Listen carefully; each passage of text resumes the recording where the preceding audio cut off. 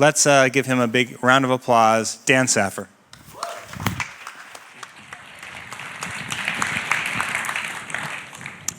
All right, thanks, Brad. It's great to be here. I love WebVisions. It's weirdly enough, it was my first conference I ever spoke at 10 years ago, and I was terrible. So I'm glad that they've had me back. And it's always great to be here in Portland. I had a fun encounter with a Portland native on my way here. A homeless gentleman approached me on the street, then started blocking me so I couldn't go forward. And he gets right up in my face and says, "Stop it." And I said, "Okay, I will." So I don't actually know what I'm supposed to be stopping. It might be this talk. Hopefully it's not. But it's always great to be back in Portland. So this talk, quick show of hands. I'm going to embarrass you very briefly. How many of you have ever been bored at work? How many of you have ever felt stuck at work and have not, been able to get like a good idea going? How many of you have ever failed at work, just bombed?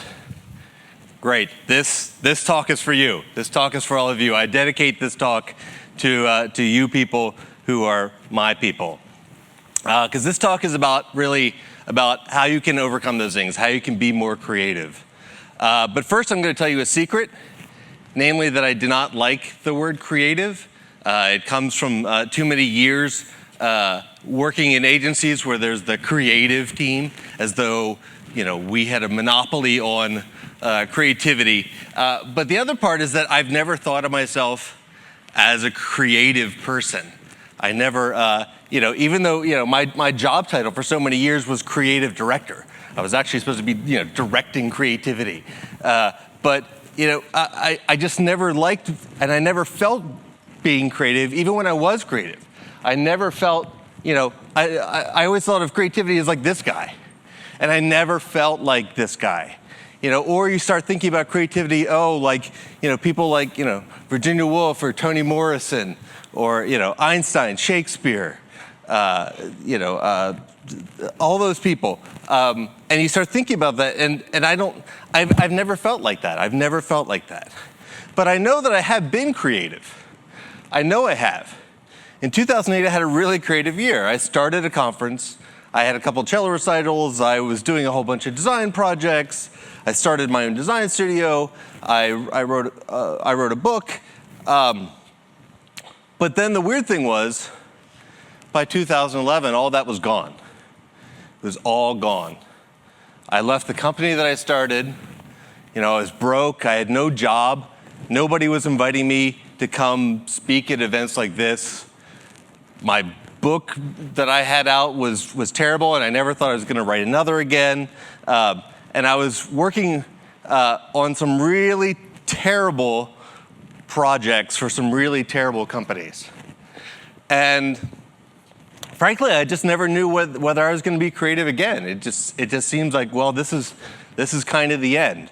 But then I said, I just needed to do something before my entire professional career dried up. And that's where I had to start thinking about creativity in a different way. And that's where I started thinking about practical creativity. Because all my life I'd taken a pretty haphazard approach to my own creativity, but now I needed something to save me. And what I found, I started calling practical creativity. Now, I'm not here to teach you how to be creative. I'm only going to talk about how you can think about creativity and what are some practical, simple, everyday tools that you can use from the minute that you step outside of this room, so that when it comes time for you to be creative, you can be. And so here's what we're going to talk about over the next couple bits. So the first was about reframing creativity, thinking about it in a different way. Then I'm going to talk a little bit about the grappling hook, which is what the parts of projects are all about. And then talking really the meat of this is about building your creative habit. How do you go about building a habit of creativity? And then the last bit, we'll talk a little bit about what happens when things don't go well, when you fail, or when you get stuck. So the first thing I had to do was stop thinking about creativity like this guy, and start thinking about creativity like this guy.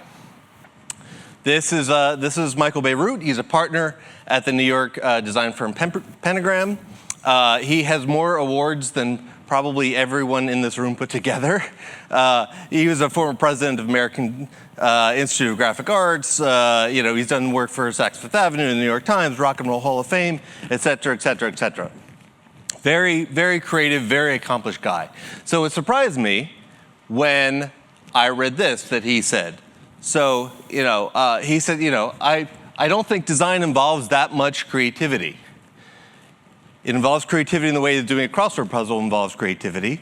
You need some imagination and knowledge. So this kind of surprised me. Like, oh, someone this accomplished is saying that design is mostly built out of imagination and knowledge. And so that's what I started thinking of this kind of practical creativity centered on, having this imagination and knowledge combined. But then, of course, what differentiates designers and people who work on products from artists are constraints. And design and creativity really happens when you bounce off constraints. But the trick is, unlike with artists, our constraints are from the outside. They come in through users, through users or business or the technology that we're using, the hardware. All these things create outside constraints. If you're working as an artist, you make your own constraints. Oh, this is going to be a sci-fi novel, and so you have to use the constraints of the genre, those kinds of things. And then there's also time. The work that we do is involved on a deadline. This is both a good and a bad thing. Good in that deadlines really focus the mind and force us to make choices, but bad in that sometimes if you're forced to make the wrong choice too early. In fact, one adage you could say, if you want to be more creative, simply spend more time with the problem. Most creative ideas take a long time to percolate. The really good ones take a long time, sometimes even decades. Even something as simple as this talk took like a year to make. So the longer you can mull over an idea without acting, probably the more creative and the better off it's going to be. The catch-22, of course, we don't usually control our own schedules. The obligatory Steve Jobs quotes here, this idea of living with the problem.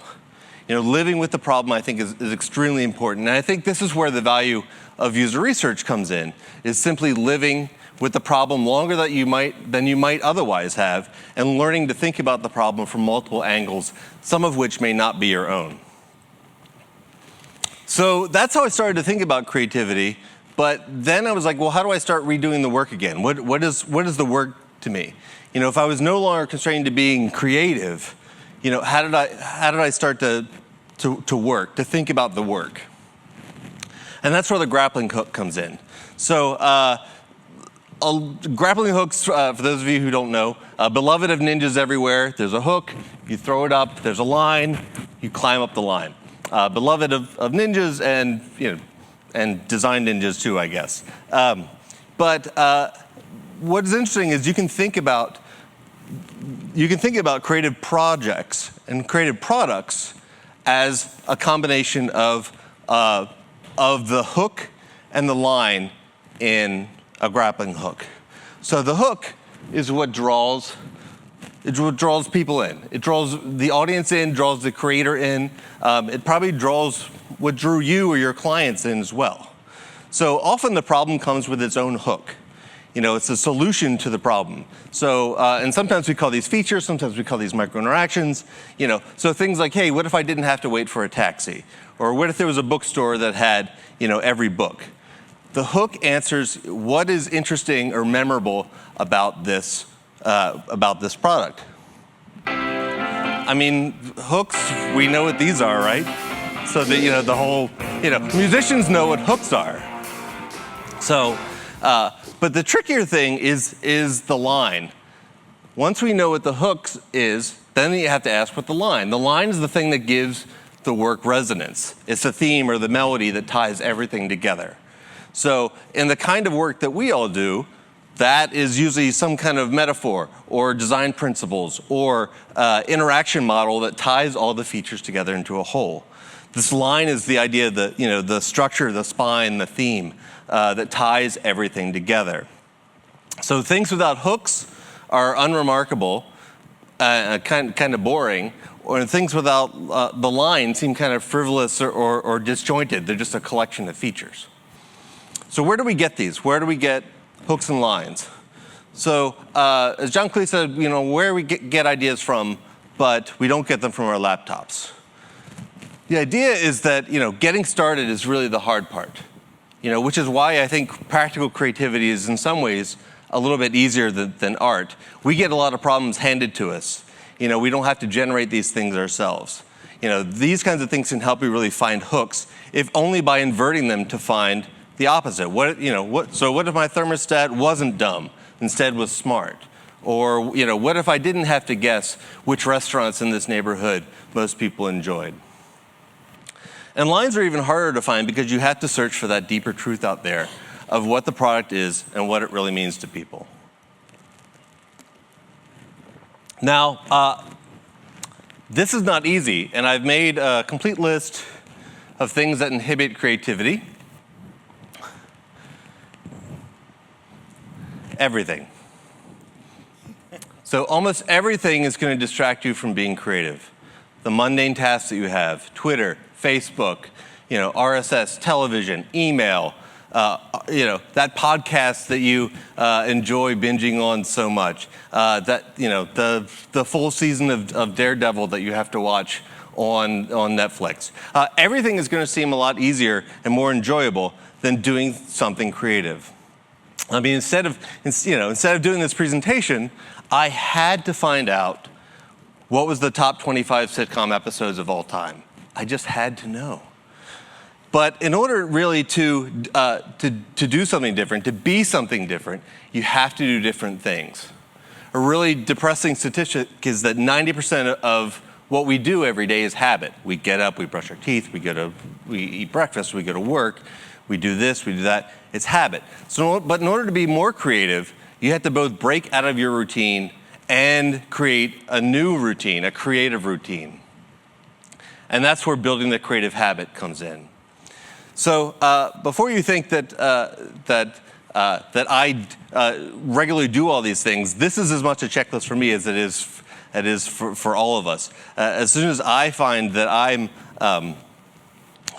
feeling less creative, if I can turn and start doing some of these things, I immediately begin to feel more creative, to feel better about things.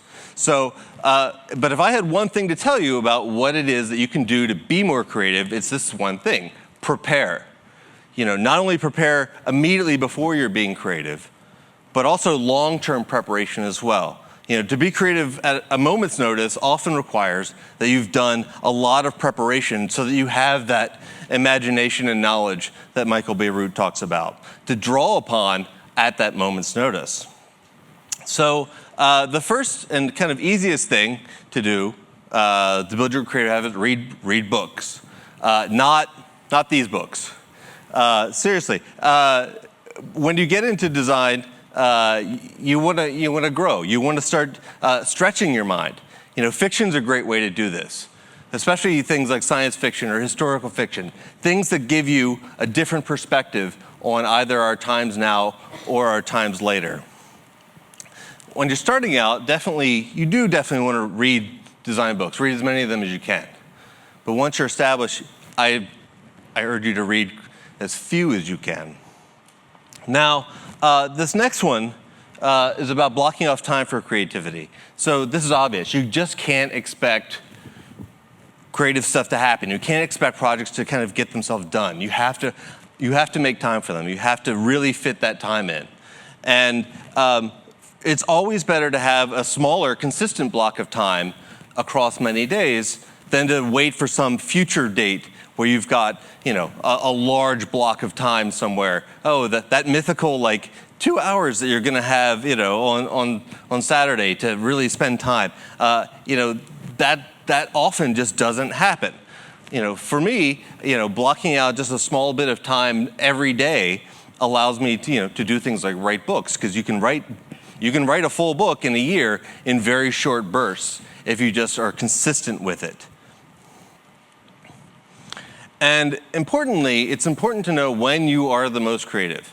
For most of us, this is about 90 minutes at a stretch, maybe at most up to 3 hours. And sometimes for most of us, this can be early morning or late at night, and you have to really figure out what it is. And it's not usually the afternoon, which of course is the time where most of us have our largest block of time to do the work that we're doing.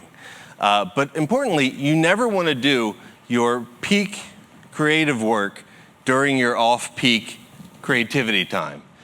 So you always want to try to map the two together. So, you want to put that creative time on your calendar and then show up every day to do that. An important thing is to really start with a ritual. You want to get yourself into a creative state even when you don't feel like being in that state. And that's really where ritual comes about. So Twyla Tharp, who wrote one of the best books about creativity called The Creative Habit, she has a very complicated ritual to get started. She gets up at 4:30 in the morning and she goes to the gym, and then she has a whole other set. So she has this long, extended ritual. I have a cup of tea and put on some Brian Eno. So very, it can be as complex or as long as possible. But your ritual could be anything. It could be being in a particular place. It could be, with a particular pencil, with a particular notebook.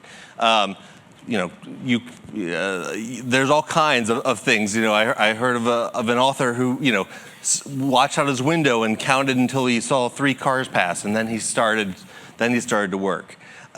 Whatever your ritual is, it's important to kind of get you into the mind, even when you're not feeling like you want to be creative. Keeping a list of big questions is a really interesting mind trick, because we're so distracted by so many things all the time during our days. So having a list of 3 questions that your subconscious should be working on is a really good mind hack. So, and if you phrase them in the form of a question, it helps your mind, because your mind hates to have unanswered questions. So having them visible somewhere on a card near your desk, or up on the wall, or on a whiteboard like I do, that's a way for your mind to work on it subconsciously when you're not focused on it. So let's say you're working on an app to record TV shows. So you may want to have something up as a question somewhere that says, hey, what is the future of television? So it's something that your mind can work on. And this is really how you come up with things like hooks, how you come up with things like lines. And keeping on your brain on this kind of low simmer always allows for serendipity. And this always happens to me. As I'm working on a project, articles will appear related to that project. Half the quotes and research that was coming out as I was writing this was just appearing as I was working on it. So I hate to tell you this, but your brain is not very good. It's not going to remember that idea you had yesterday, the essay that you read a few months ago. You're probably not going to remember much of this talk. So you need some means of distributed cognition. You need some ways of having your brain be physicalized, and that is where notebooks come in. And these can be digital, they can be physical. I have 2 digital notebooks and 3 physical ones, so I've got 5. I don't recommend that to anybody. It's a lot to carry. But the whole reason to have the notebooks is to record the hooks that come up, record those quick ideas, building knowledge. And one just side note with this, just don't be pretentious about the notebooks. I mean, it's we've all seen those people. Don't be those people. Just keep a notebook. taking walks. So this is a picture of Darwin's thinking path at the Down House. So when Darwin was stuck, he would take a walk. He just walked on this path over and over and over and over and over. And movement helps the body relax, helps the subconscious work. I mean, too often I find myself just staring at the computer screen or the whiteboard or whatever, when really I should just get up and walk around the block.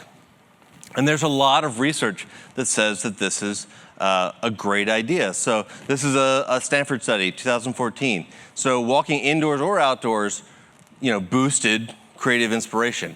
So it doesn't even matter if you go outside. It doesn't matter if you stand up and just pace around your cube, pace around the office. It's the movement that makes things great. And this has been noticed throughout all time. I mean, Friedrich Nietzsche, who really did have the best mustache of any philosopher ever, said, he would fit right in Portland. He said, all great thoughts are conceived by walking. The whole point of this is really, is this idea of filling the well. So you have to be creative at a moment's notice frequently. Hey, let's go brainstorm about this, or hey, what do you think about that? And so you need this storehouse of really good ideas, or else it's like driving a car with an empty tank of gas. So your job as creative people is to collect good ideas and find different ways of experiencing and seeing the world. I mean, you're trying to collect that knowledge so that you can combine it with imagination. And things like art is great for this. A good art really exists to disrupt the normal way we see the world. Things like travel is another great example. Another different ways of seeing how people are living. Conferences like this one, another great way of being presented with something different. Any project managers in the room, close your ears. This idea that efficiency can sometimes be the enemy of creativity. If you're trying to do things the most fastest, most efficient way, you're often going to miss out. You should try to take a different route home, or go window shopping, or talk to someone you don't know. And I think this is true of process as well. Sometimes if you're trying to do, the thing the fastest, most efficient way, sometimes the less creative that's going to be. And that's, of course, to a point there. Killing your defaults is part of this. Accepting and justifying default systems is this idea of it's a soothing function. It's an emotional painkiller, right? I mean, if the world is supposed to work this way, well, what if it doesn't? What if it's not supposed to work this way?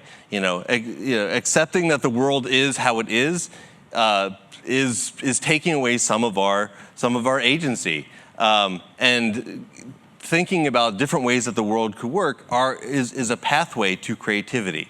The starting point is curiosity. Just wondering why this default exists in the first place. And it's all this idea of, creating different ways of looking at the world. What I call, this bag of lenses. You want to find these different lenses. You want to steal them. You want to build them. Someone says, oh, look at this. Or this doesn't mean to be constantly looking around to see how other people have solved a particular problem. Because I think, no problem is ever a completely solved problem. And certainly, look around. But by looking around, you might think, hey, this is a solved problem. Other people have done it this way. I should just do it that way. But to me, I think it's more important that you strive that your product be better, and then it's going to be different. You don't have to look to see how other people have solved it all the time. Your mind needs time to think. It needs time to process. Who here, like me, often finds themselves aimlessly going from Facebook to email to Twitter to RSS, repeat. And I catch myself doing that. I know that it's time to unplug and maybe take a walk. We have a tendency these days, just to want to fill every damn moment with something coming in. And we need to realize that being bored and staring off into space is is fine. Allowing your mind to wander actually allows like new ideas to enter. Easiest way to do this, the next time that you're waiting in line, don't pull out your phone. When you go out to lunch after this, just stand there. Let yourself sit in line for 5 whole minutes without doing something else and just be bored. This is going to be really hard. This UVA study found that 700 people, they thought it was unpleasant to be in the room with their thoughts for 6 to 15 minutes, just 6 to 15 minutes. But more so, in another experiment, 64% of men and 15% of women, which again goes to show that women are smarter than men, but began to self-administer electric shocks to themselves when they were left alone to think. And these were people who said previously that they would pay to not have electric shocks given to them. So it is a difficult thing to just sit there and be with yourself. As I believe our modern philosopher king, Louis C.K., will amply illustrate in this clip. Thing is, you need to build an ability to just be yourself and not be doing something. That's what the phones are taking away. Yes. Is the ability to just sit there, like this. That's being a person, right? Yes. No one can, you gotta check. Because, underneath everything in your life, there's that thing, that empty, forever empty. You know what I'm talking about? Yes. Yes. Yes, Just I know what you're talking that about. knowledge that it's all for nothing and you're alone. It's down there. And sometimes when things clear away, you're not watching it, you're in your car and you start going, oh no, here it comes, that I am alone, like it starts to visit on you. Just the sadness. Yes. Life is tremendously sad just by, being in it. And so you're driving, and then you go, that's why we text and drive. I look around, pretty much 100% of people driving are texting. Yes. And they're killing, everybody's murdering each other with their cars. Yes. But people are willing to risk taking a life and ruining their own because they don't want to be alone for a second. Yes. One way to do this, so in the Jewish tradition, the Shabbat is this day of rest. The seventh day in which God rested after making the heavens and the earth. But you need to rest as well. So you need this time away.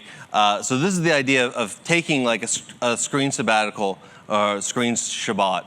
So Tiffany Shalane is one of the big advocates for this, and her idea is that, one day a week, you just need to get your mind into a totally different mode. And it's a way to reset yourself.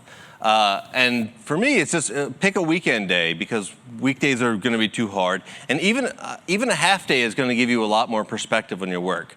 I like to do Saturday afternoon to Sunday morning. Not much happens around then, so it's pretty easy to turn off then. Bored Elon Musk got it right. The best ideas come to your shower because the only place that you're not looking at a screen. So once or twice a year, do a longer session. Take a screen sabbatical. I do a week in the summer and a week right after Christmas. 2 days, it's terrible, and then after that, you're fine. It sucks, but you'll be fine, I promise you. Meditate. We're in Portland, so it's fine to talk about this kind of stuff. I really don't like the word meditate. It seems very, San Francisco. But for me, it's this idea of kind of sitting quietly for a few minutes, just not doing anything. I find this extremely difficult, but it's also extremely valuable. Again, another research study says, particular types of meditation are great for creativity. Not the kind where you're doing a deep focus, but instead the kind where you're just kind of letting thoughts drift in. This idea of having a hobby or a side project, and I think Aaron in the talk before this mentioned this as well. Doing stuff that's related to your job, but is not kind of part of your job. So over winter break 2 years ago, I hooked my teapot up so that it could text me when my tea is done steeping. Why did I do this? Because I could, and nobody was going to pay me to do it. So it was just a side project because, let's face it, not all of our jobs are going to be completely fulfilling for us all the time. It just doesn't happen. So with a side project, you can do something that's just for you. That is something that gives you all the creative flexibility you need because you're the one in charge of it. The whole point of all of this is to heighten sensitivity. So much of the world that we live in is numbing. So much information comes at us. So much of our time is booked. So much of our thoughts are distracted, thinking of things in the future or stuff in the past. But the idea of building a creative practice is to kind of strip some of that down. Because there's a theory that I really like, and it's completely unproven and probably not true, but it's kind of beside the point. The idea is that your brain is a radio. It's a radio transmitter, and it's a receiver that brings things from the ether. And the more sensitive you are, the fainter the signals that you can pick up. And that's what I think a creative practice does for you.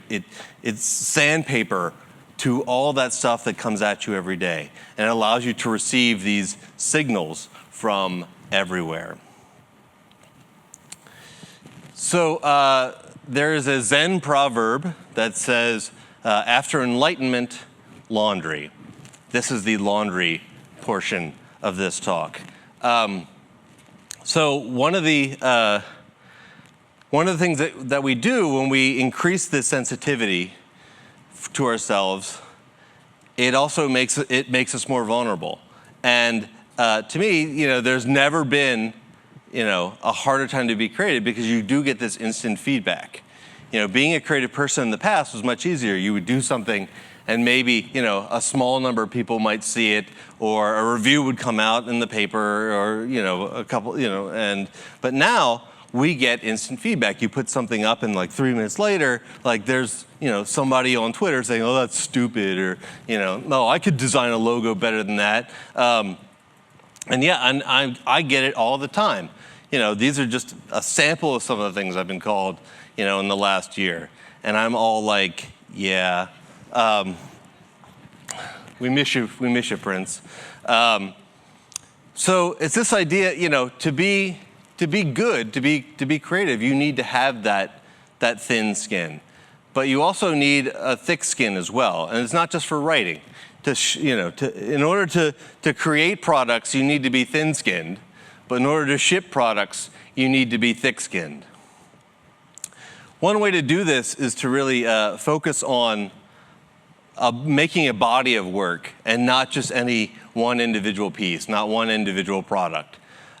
Every time that you get to create something, it's a chance to add to your body of work. And I think that's what we should think about when we think about, kind of our life's work is to create a body of work and not hang so much individual emphasis on any individual project or individual product.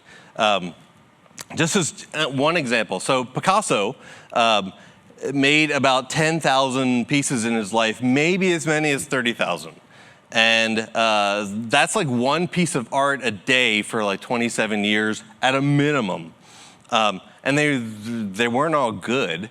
There was a set of them that was incredible, but of that 10,000, how many, what was incredible? Like 50?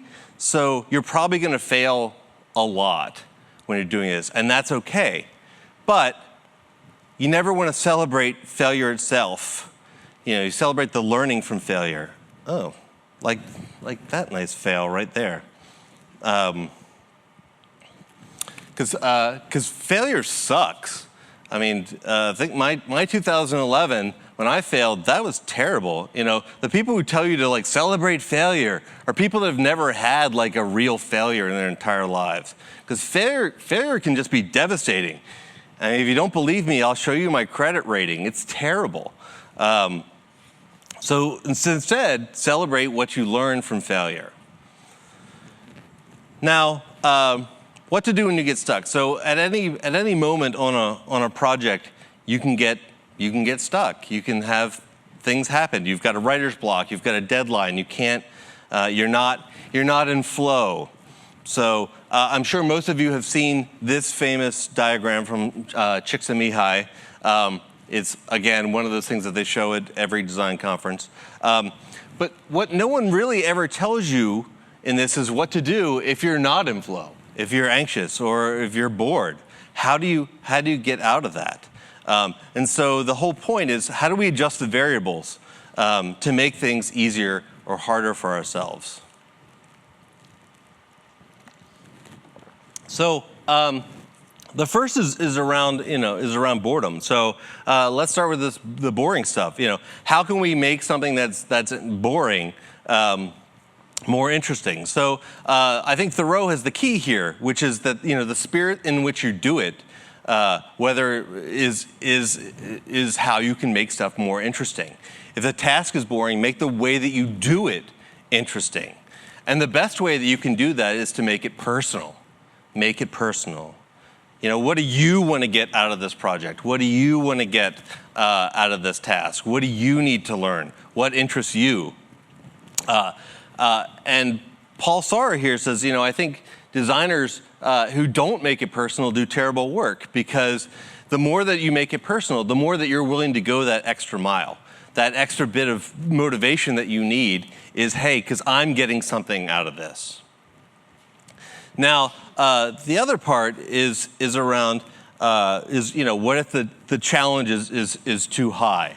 What if the challenge really is too high? So the first question you need to ask is, hey, is it that the challenge actually is too high, or that you think it's too high? This is too hard for me to do. What should I do? Is it fear? Is it this idea of self-doubt? Because fear, I think, is something that, it's a story that we tell ourselves about what we, can and cannot do. And it's easier to become paralyzed with fear before you even really try. And so here's my advice for that, is simply, act as though you're 10% more courageous. Just 10%. Doesn't have to be that much more courageous, but what would you do if you were 10% more courageous in that moment? If you can't do that, well, ask for help. There's no shame in that. Nobody knows everything. My daughter went to an art camp, and they're like, well, you couldn't ever say, well, I can't do this. You could always say, well, I can't do this yet. So this idea of asking for help, getting people to help you, and there's plenty of people, both on your teams and outside of your teams, that are willing to help. But you may get stuck. You may get stuck. And so there are really two unstuck strategies. First is just to power through it, and the second is to procrastinate. So the trick is knowing, how do you know which one to do when? So the first is this. So power through it when you know what needs to be done and how you're going to do it. So again, this could be about the boring part. Hey, make it interesting for yourself at this point. Sometimes this is about focusing on craft. How can I make this as good as I can do it? Also, there's a great creativity hack where if you can stop kind of midway through a task where you know the next piece of it, that's a great place to pick up the work. So power through it if you know what needs to be done. But you want to procrastinate when you're hitting the wall or haven't found that hook or line again, if you're still searching for those. Procrastination gets kind of a bad rap, but I think it's all part of the process, right? It means you're not ready.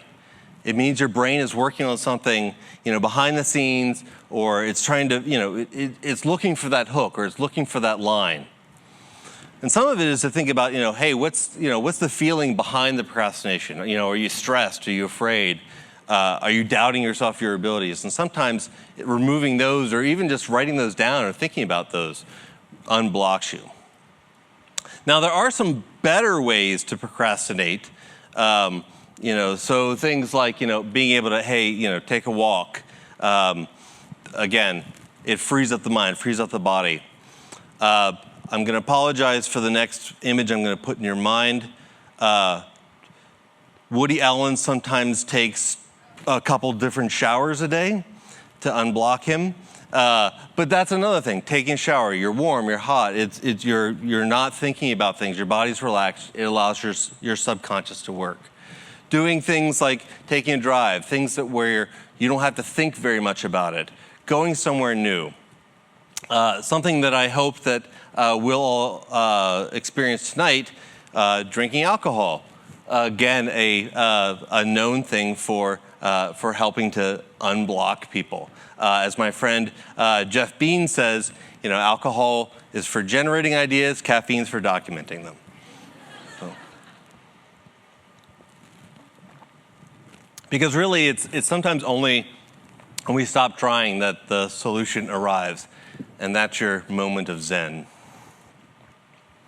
So practical creativity, we've talked a lot about reframing creativity. How do we not think about creativity as being something that only geniuses do, but instead is something that we can do. It's that combination of imagination and knowledge over the outside constraints. We talked about the grappling hook, the hooks that make things interesting, the line that makes things meaningful. We talked about building creative habits, things like taking a walk, keeping notebooks, meditating, taking those screen Shabbats, building that bag of lenses so that you can look at things differently. And then we talked about failure and getting unstuck. What happens when really the worst stuff happens to us? But I want to end with this. This is my daughter. This is my daughter Fiona. She's 15 years old. She's a sophomore in high school, and she's starting to think about colleges and think about what she wants to do with her life. And we were having this conversation. She said, "Oh, I don't think I want to go into a creative career like you and Mom. I think I just much rather do something safe." And I said, "No, you can't do that."